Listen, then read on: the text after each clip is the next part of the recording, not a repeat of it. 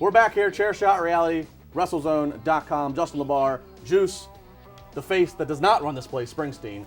Over here. We are in the beautiful Point Park University Studios in Pittsburgh. And on this segment, we are going to be talking about...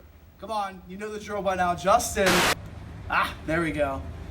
Josh Eisenberg, Chair Shot Reality. Welcome back. I know everybody's been waiting to see me, not LaBar and Juice, in the studio. Everybody's been tweeting me and talking to me a little bit about my contract. And here it is. Ironclad, you're not getting rid of me. I'm not going anywhere. I could be in Florida, Timbuktu, Jamaica. I'm still going to be here each and every single week. AJ Styles became the WWE World Champion at Backlash on Sunday. What a match. And everything you need to know about AJ Styles breaks it down into this. The 5 best matches of 2016 have been because of AJ Styles. The phenomenal one. The man who brought New Japan and TNA and everything he did across the world into the WWE squared circle. So where does AJ Styles go from here? Well, Dean Ambrose, John Cena, a triple threat match for the WWE World Championship. So I'm going to tell you this, AJ Styles needs to hang on to the championship until 2017. It's September. He has 4 more pay-per-views to go, but he should do it. AJ Styles is the guy that you need to develop an entire brand around because he is that damn good, and he's not Triple H. AJ Styles versus John Cena versus Dean Ambrose at the next pay-per-view for SmackDown tells me one thing and one thing only. John Cena is going to take that loss. They're going to try to preserve what Dean Ambrose is doing, but AJ Styles is the shining star of SmackDown. Whenever you look at the further options, who's going to face him after these two guys, it's very simple. Bray Wyatt. So AJ Styles beat John Cena, beat Dean Ambrose, go into November and December with somebody that everybody wants to see. But there's only one thing that you need to know right now. He is phenomenal. That's why they call him the phenomenal one, AJ Styles. And I love the fact that AJ Styles has carried a brand, the Blue brand, to new heights in a must-watch Tuesday nights on SmackDown. Now back to you guys in studio. Thank you, Mr. Eisenberg. All right, so we've heard Josh's take on AJ Styles.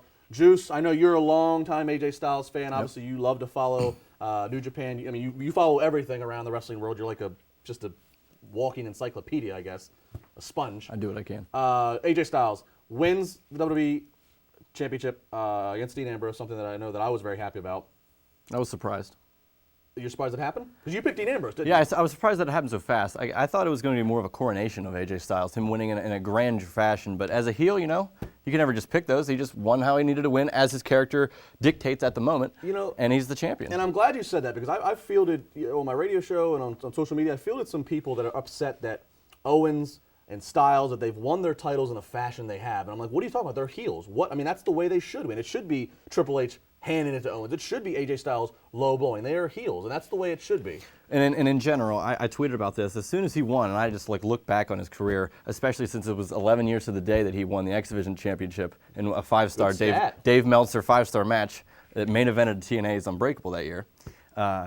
He is one of the most decorated, if not the most decorated wrestler in my time or in anybody's time. The TNA champion, NWA champion, IWGP champion, WWE champion. And that's the thing. Incredible. And I don't know how many people really. I mean, I'll be honest. When AJ Styles first came into WWE back around Royal Rumble, I had a lot of pessimism. I had pessimism of the reaction. The reaction. Obviously, it worked. They had the Rumble in Orlando, and where's he going to go on the card? Right. Where's he going to go on the card? Because I mean, and history told us to have some pessimism. But obviously, these first 8-9 months have gone really well for him. Of course. Working top stars, delivering the matches we know he could. And I never really even sat and thought, wow, if he actually does win a world title in WWE, to think about what his resume is going to look like. But now that it's happened, yes, you're right. He is one level. There's only one level to go higher than him.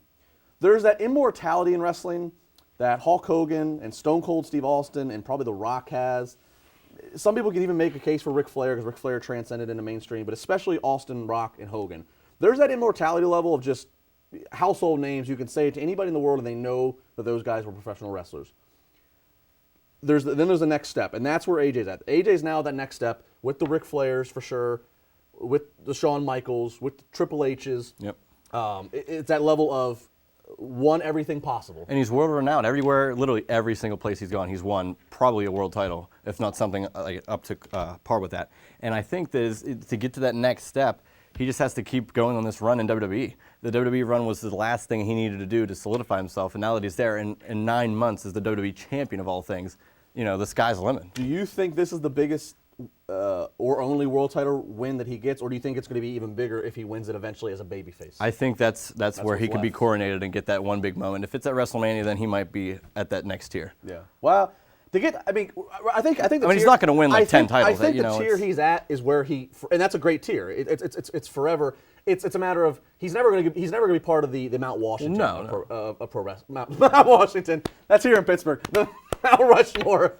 That's a great outtake right there. He's never going to be part of the Mount Rushmore of pro wrestling, but obviously only 4 people can. But he's forever going to be that next step below, which is a great step that's above pretty much everybody else. And I think he would. I mean, he would have been high up there, but I don't know if he would have ever gotten to that peak without this WWE Championship run. By the way, I picked AJ Styles.